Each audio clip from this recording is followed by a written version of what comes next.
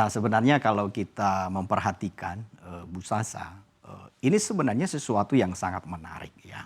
Kenapa menarik? Karena semakin adanya rencana pemotongan suku bunga, nah di sini tingkat likuiditas itu semakin tinggi. Nah, kenapa dia semakin tinggi? Karena banyak dari investor atau trader akan berpikir bahwa oh ya, di suku bunga ini artinya mereka tidak bisa mendapatkan return apa-apa sehingga mereka mencoba mengambil kesempatan dengan memasukkan ke basket lain dengan ke keranjang lain, contohnya mereka memilih produk emas, komoditi ya, dan produk-produk lainnya. Jadi ini merupakan suatu opportunity sebenarnya di balik adanya suatu resiko dari transaksi yang Oke, justru terjadi, ini yang akan bisa meningkatkan terjadi. likuiditas gitu ya Pak ya. Ya, Tapi dengan mempertimbangkan faktor ketegangan geopolitik, kemudian juga bagaimana potensi perlambatan pertumbuhan ekonomi global, ini seberapa besar sih Pak pengaruh-pengaruh isu global ini juga pada perdagangan berjangka? ya. Ini yang menarik ya, Bu. Sebenarnya kalau di perdagangan berjangka, segala sesuatu yang terjadi itu sebenarnya trigger-trigger pemicu, baik itu geopolitik, ketegangan-ketegangan yang terjadi atau isu politik. Nah, sebenarnya dapat kita rangkai dalam satu narasi singkat, contohnya Ipolexos Budhankam. Ideologi politik, ekonomi, pertahanan, dan keamanan itu isu-isu negara-negara yang sedang terjadi konflik, ini sebenarnya menjadi satu pemicu atau trigger penggerak daripada pasar. Nah, dengan adanya ketegangan geopolitik atau turunnya suku bunga, jadi itu merupakan suatu variabel yang akan menggerakkan pasar di mana para traders khususnya mereka karena salah satu kelebihan daripada industri berjangka, nah ini adalah transaksi dua arah. Nah, jadi di mana setiap nasabah atau investor mereka juga bisa memanfaatkan penurunan yang sedang terjadi. Mereka bisa menjadi seorang seller.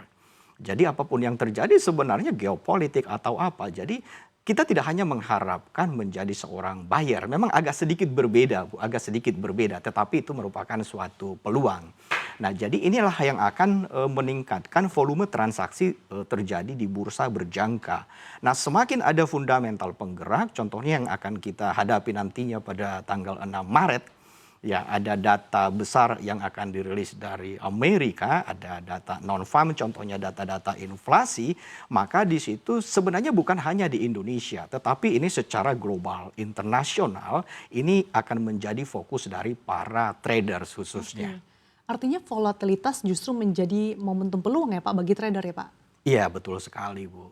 Tanpa volatilitas sebenarnya jadi tidak ada sesuatu trigger pemicu yang membuatkan para nasabah itu bisa berinteraksi, bisa leluasa untuk memanfaatkan momen-momen seperti itu. Jadi ini agak sedikit berbeda, agak sedikit berbeda. Oke, kalau dari segi instrumen ataupun komoditas, mana nih Pak yang saat ini menjadi primadona? Dan kalau dibandingkan dengan tahun-tahun sebelumnya, apakah ada perbedaan dari segi tren nih Pak? Iya. Berdasarkan kebiasaan atau data-data yang ada yang saya pelajari secara pribadi itu kan berbeda analis, berbeda temuan data ya. Kita memperhatikan di 3 tahun terakhir ini demand-nya itu mereka lebih banyak ke komoditi emas. Jadi komoditi emas. Jadi, tetapi itu sebenarnya tidak bisa kita bikin secara general ya, itu akan berbeda-beda. Karena setiap tahun itu sebenarnya, contohnya berbeda seperti seseorang misalkan dia, suka menu restoran apa. Nah, jadi akan berbeda-beda. Setiap tahun memang berbeda, tetapi di dalam 3 tahun terakhir ini yang menjadi favorit daripada pasar itu lebih kepada komoditi emas. Terutama kemarin, Oke, Bu Sasa, iya, ketika harga emas dunia itu mencapai 5.600 US dollar iya. per troy ounce-nya. Nah, di situ kita bisa melihat, ya artinya banyak cuan yang bisa dicari oleh para traders, investor. Nah, bukan hanya traders kaliber dunia, tetapi traders yang retail juga bisa Iya, mendapatkan iya. cuan atau kesempatan seperti itu, Bu Bahkan Sasa. sejumlah analis memperkirakan harga emas global bisa mencapai 6.000 bahkan 10.000 Pak. Apakah artinya tahun ini akan kembali menjadi momentum bagi komunitas emas Pak? Iya, saya sangat setuju dengan apa yang Bu Sasa sampaikan, karena untuk mencapai level 6.000, ya itu sebenarnya masih sangat logis sekali, ya, sangat logis sekali. Kenapa? Karena yang menjadi salah satu acuan dari para traders, investor, nah di mana juga mungkin institusi bank yang juga mereka ingin melakukan hedge ya, mereka juga akan melihat variabel-variabel fundamental yang mempengaruhi. Pertama, dengan penurunan suku bunga. Ya, dengan penurunan suku bunga artinya ketika para investor menaruh uangnya di bank, mungkin mereka mendapatkan hanya sedikit ya, tetapi dengan menaruh contohnya asetnya dengan membeli emas ya, dengan contohnya dengan geopolitik yang masih saat ini kita bisa lihat masih berlangsung ya, masih berlangsung. Nah, ini pun menjadi salah satu trigger pemicu. Nah, terus di samping itu kita juga harus bisa mempelajari atau melihat psikologi daripada masyarakat. Mereka ingin mendapatkan lindung nilai pastinya, dan rasa aman. Ya, mungkin mereka akan lebih memilih produk-produk komoditas emas. Nah, tetapi Bu Sasa, kita harus tahu terlebih dahulu. Ya, harga itu tidak akan secara langsung serta-merta kembali ke 6.000 tanpa ada pergerakan-pergerakan koreksi mungkin di beberapa ratus poin ke bawah, kemudian dia baru akan melanjutkan kenaikan. Kira-kira demikian, Bu Sasa. Oke, kalau itu tadi terkait dengan peluang dari komoditi emas sendiri, kalau forex ataupun indeks saham global seperti apa Pak trennya? Apakah ini juga ikutan menguat atau justru malah stagnan? Ya. Nah, ini sebenarnya yang banyak belum diketahui oleh masyarakat kita khususnya di Indonesia, karena ada korelasi kuat sebenarnya antara mata uang dengan indeks saham ya. Korelasinya di mana? Artinya ketika nilai komoditasnya itu naik, ya artinya tidak semua masyarakat atau tidak semua orang akan menaruh uangnya di komoditas emas.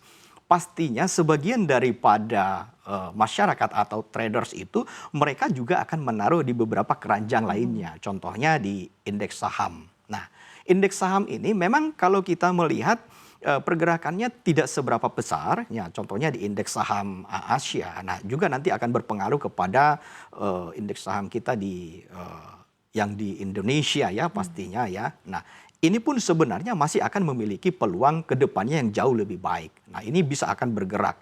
Ya, menurut pendapat saya bahwa ya ke depannya sebenarnya ini masih belum puncaknya, di mana indeks saham khususnya yang ada di Indonesia ini masih akan menuju puncak yang lebih tinggi. Oke. Ya, dan juga mata uang lainnya. Tetapi mungkin kalau menurut pendapat saya untuk mata uang yang akan dilirik oleh para traders itu, mereka akan melihat khususnya yang fundamentalnya, di mana fundamental yang akan membuatkan mata uang tersebut bisa bergerak lebih volatile. Nah, arahnya ke sana. Sekarang para traders itu mereka sudah lebih wise, artinya mereka sudah melek informasi, kira-kira begitu Bu Sasa. Tapi ada pertimbangan tertentu nggak sih Pak dalam traders memilih mungkin instrumen atau kira-kira komunitas mana yang dia pilih untuk berinvestasi di perdagangan berjangka ini Pak? Ya, pastinya sih ada ya Bu Sasa. Nah, kita harus sebenarnya ya sebelum memutuskan untuk berinvestasi atau trading di contohnya di salah satu komoditas, apakah itu di mata uang atau di indeks saham ya, sebaiknya bagi para traders itu Bu Sasa mereka lebih konsen terlebih dahulu mempelajari tentang risiko. Oke. Ya, artinya mempelajari sebuah risiko. Jadi tidak hanya berpikir tentang cuan Ya. terus, peluang-peluang apa ya.